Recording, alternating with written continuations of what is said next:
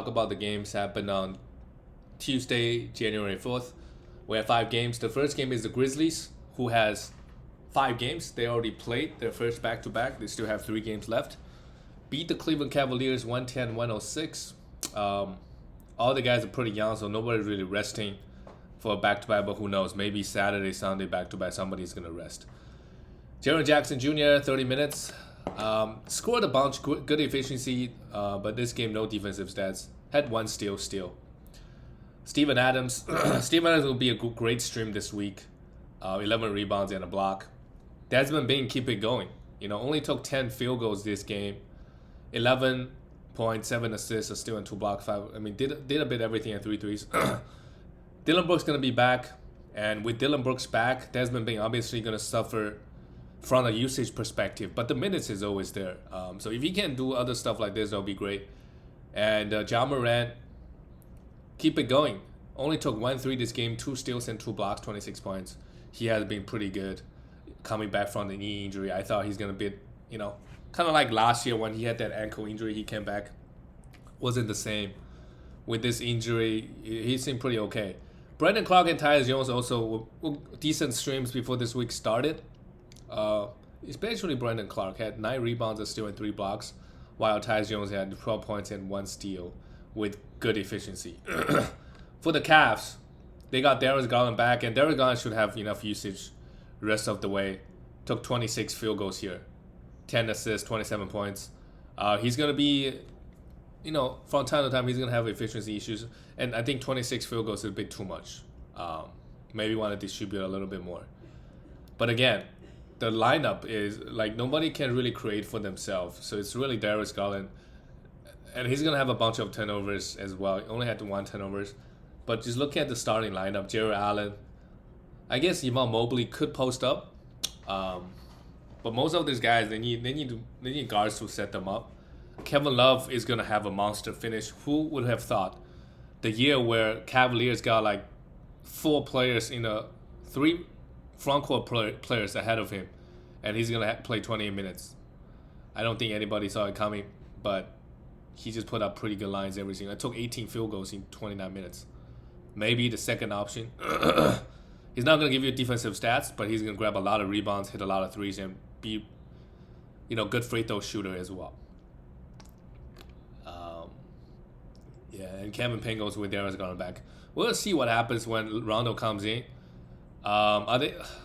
Because Darius Garland and Colin Sexton, they used to play together. I think it could make it work. Make Darius Garland a shooting guard. We don't know. They're gonna experiment it and see how it goes.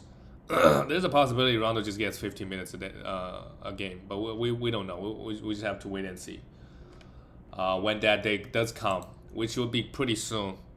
Maybe next week, maybe later this week.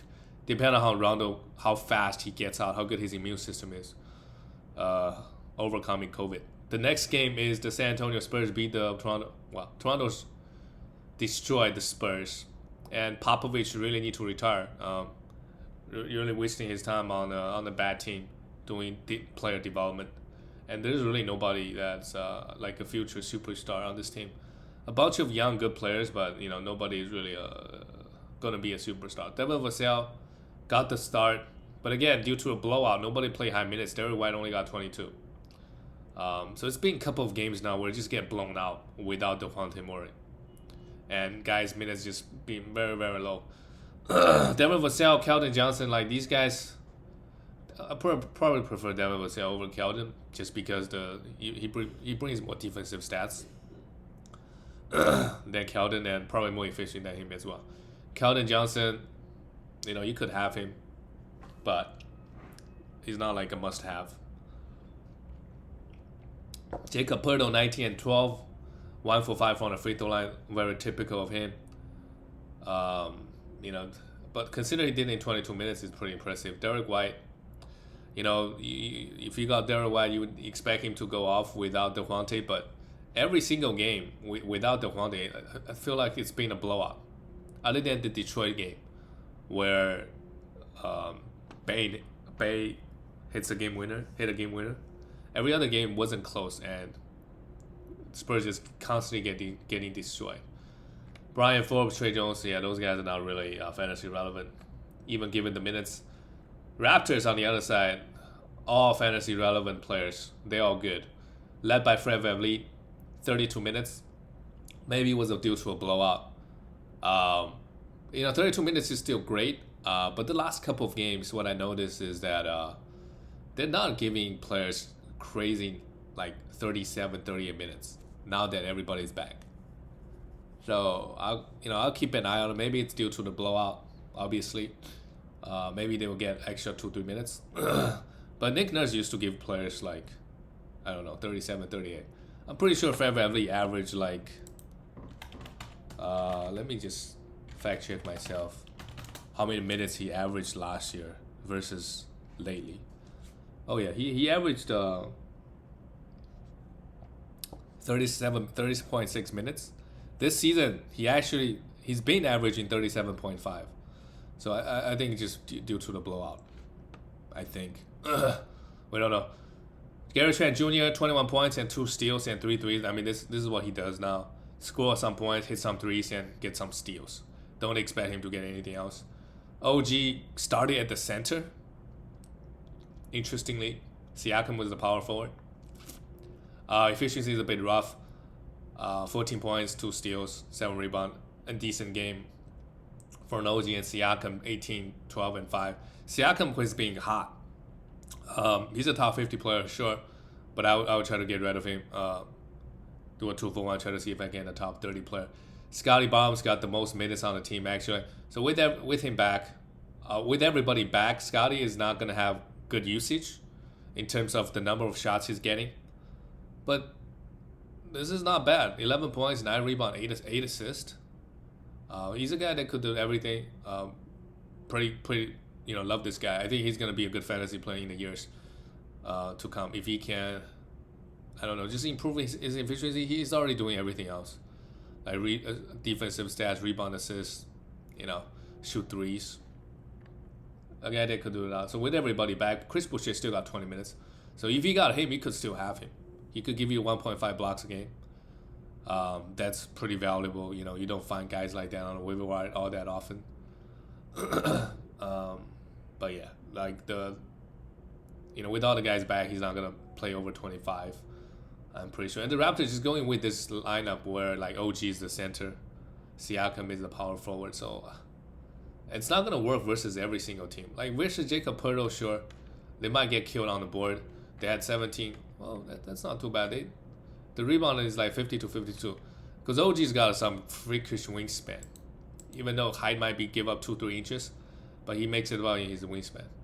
Let's talk about the next team, the Indiana Pacers losing to the New York Knicks. The Pacers are just a mess. They need to rebuild.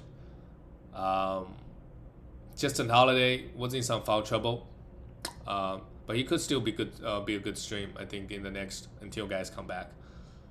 Miles Turner also in foul trouble, but still played 33 minutes, had 2 blocks, 7 rebounds, but not the best game. Sabonis played 39. He's been good lately, but this game went 5 for 12 on the free throw line, and the counting stat didn't look so good either. They all bounced back from this. Kiefer Sykes and Dwayne Washington Jr., these 2 guys we could stream until Malcolm Brogdon comes back. And Karis LeVert is not close either. And their rookie Chris Duarte is also out. I mean, they got like 3 of their starters out, like all the guards. So these guys we could stream them. And then you look at their lineup, right? Lance Stevenson even got 17. So we gotta stream these 3 guys and hope they put up some good numbers. I mean, to be honest, I wouldn't feel too confident if they play like a really good team.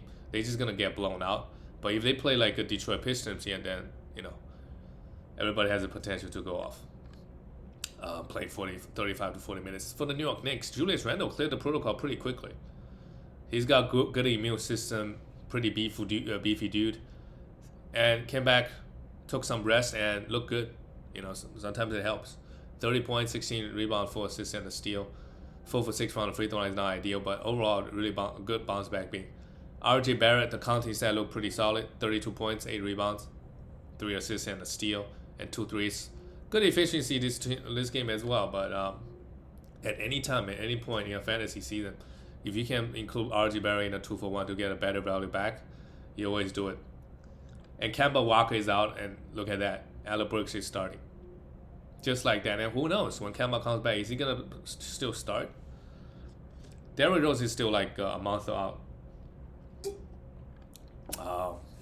But for now, it looks like Alec Burks is, and I will try to sell him, include him in a 2-for-1 deal, because this is a mess. Evan Fournier played 22 minutes and started at the point guard position. Did not do anything. So unless they got 3 games in 4 days, this is clearly we gotta move on. Mitchell Robinson, 25 minutes. We still want to hold on to him, even though he came off the bench. They started Taj Gibson, but it doesn't really matter. He got his minutes, no blocks. Just got like him and Nolan so well. Both guys could, you could make an argument to have both of them in category leagues. Depending on your team build, if you're pounding points and threes, they become very, very attractive. And with Randall back, I'll be topping. We could just drop him, and Emmanuel quickly. Minutes is around 20 to 25 minutes, and other than 10 points a game, doesn't really do anything else. Let's go to the next game. The Phoenix Suns beat the New Orleans Pelicans. No worries, Phoenix Suns, they're one of the best teams. And Pelicans, they got their guys back. Mikal Bridges played 42 minutes. So they didn't really go small, because even though Jalen Smith was in foul trouble, Bismack Biyombo played 30. They just played Mikal Bridges a shit ton this game. A steal and a block, 23 points, 5 threes. Okay game from him. Cameron Johnson. Still want to just ride with this guy until Jay Crowder comes back. If you're punting assist, this guy is really good. If you're punting assist, he's not going to give you any assist, but very, very efficient. Hit a lot of threes, score, get a little bit defensive stats, and he was, oh my god, a plus 35. It's just one game, but like last year in the playoff, when in the finals, he's also the entire playoff run, he also played very, very well. I don't know why they want to keep starting. I think when Jay Crowder comes back, they're probably going to start Jay Crowder. But Cameron Johnson can do everything Jay Crowder does. I don't think that's too crazy. But yeah, he's gonna lose a lot of his value when Jay Crowder does come back. Devon Booker, 33 points in 32 minutes. Decent game, 3 threes. The problem with him is you want him to get more assists and more defensive stats. No okay game from him, and Chris Paul just no defensive stats this game, but 15 assists. He's been handing out crazy number of assists every single game. I think he had 16 the last game. He's gonna be the assist leader at the age of 37 in the NBA. Crazy, both him and LeBron. Wonder if they are juiced up. I don't know. Maybe they're just too good. Bismack Biyombo, I don't think we want to pick him up. This is obviously a really good performance, but Jalen Smith was in foul trouble, and Ayton, and we have JaVale McGee. They got some quality centers on this team. And to be fair, Chris Paul does make them look good. Biyombo comes in, 30 minutes, 6 for 6. And Cameron Payne plays just 21. Because a lot of the backup, guard minutes went to Elfrid Payton. They've been giving him some minutes. For the New Orleans Pelicans, Herbert Jones, keep it going, a steal and 2 blocks. The defensive stats keep coming in. And he's like fairly efficient. He won't hurt you anywhere. And he had 5 assists this game too. So he's a must roster at the moment, playing super, super well. He was a minus 22 this game, a team worst. Brandon Ingram came back. He went 3 for 18, 5 for 18 this game. A massive buy low.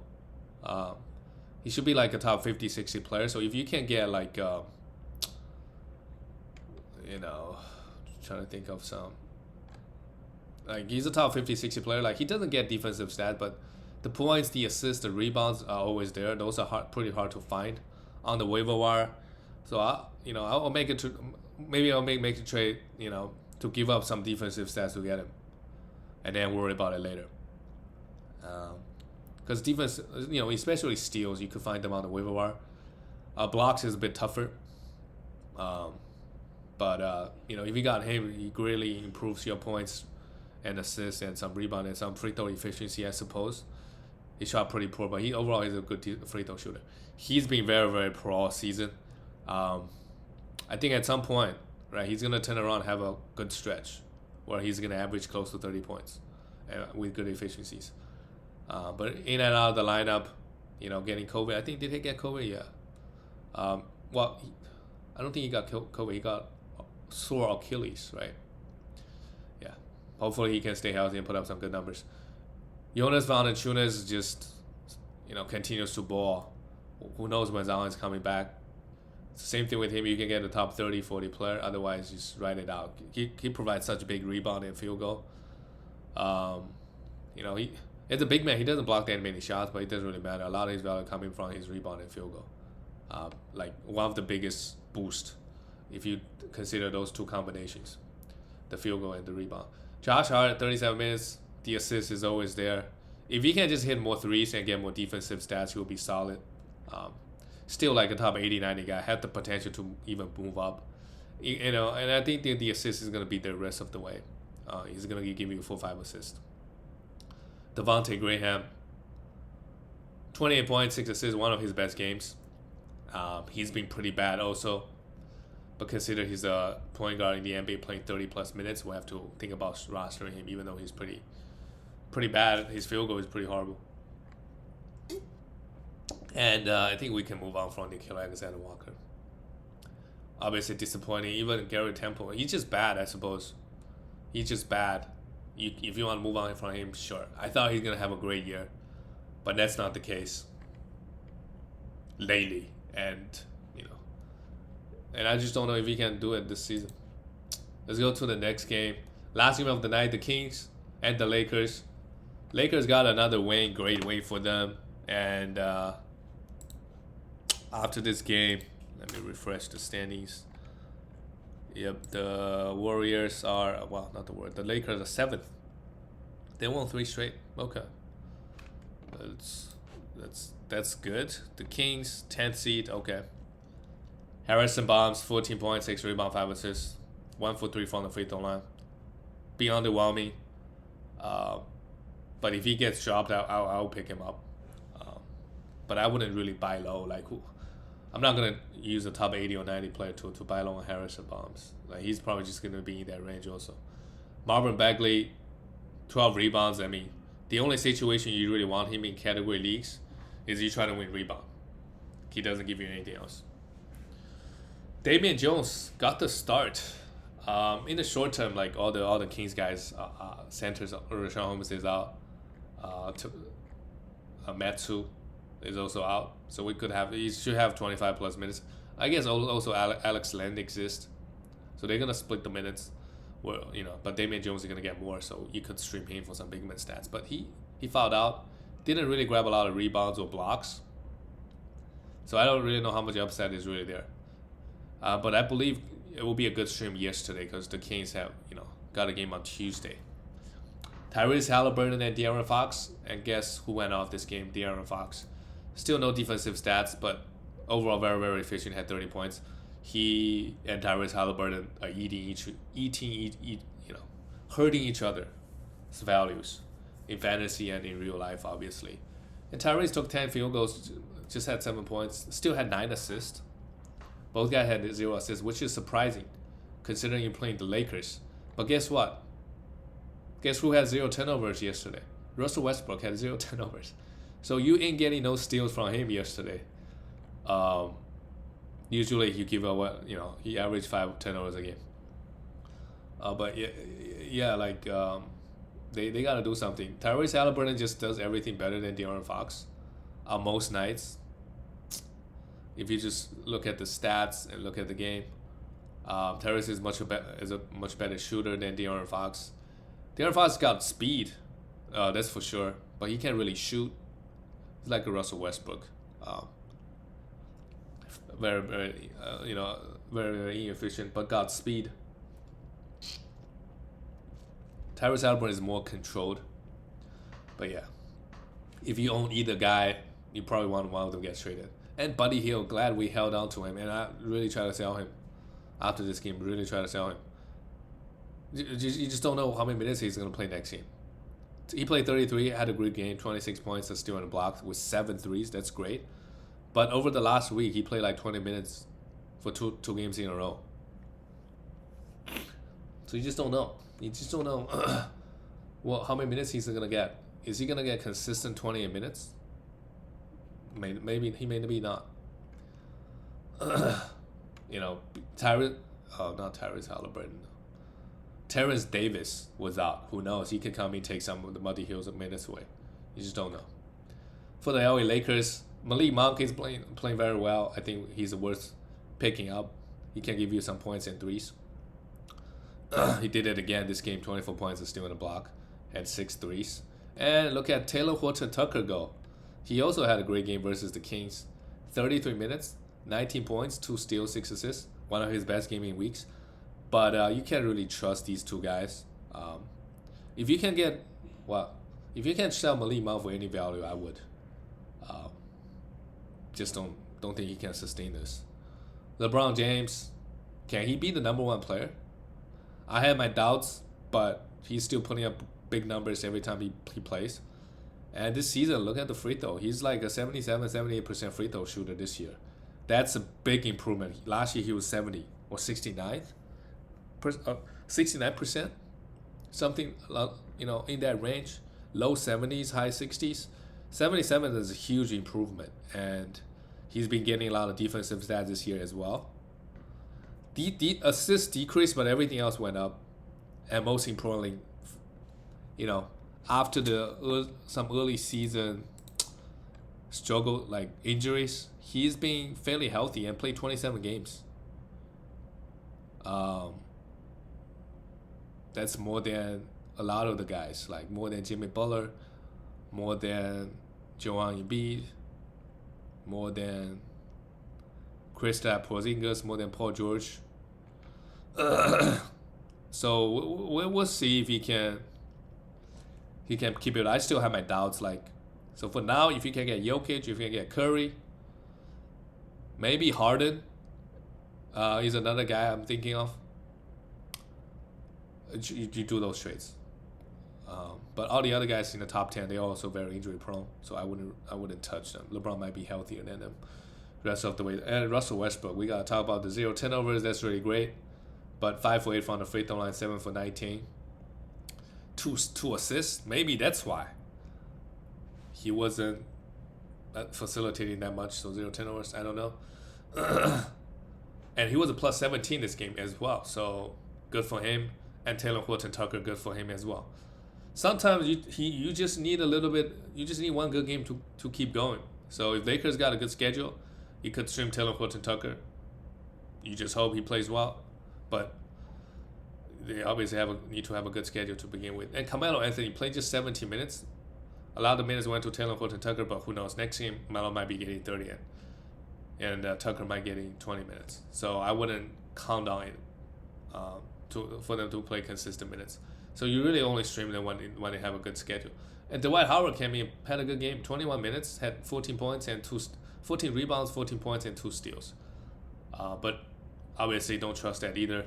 With this Lakers rotation, you just don't know what you're going to get out of each player each day. And Ariza started this game, played just 18 minutes. And that's it for all the games, guys. I will see you tomorrow.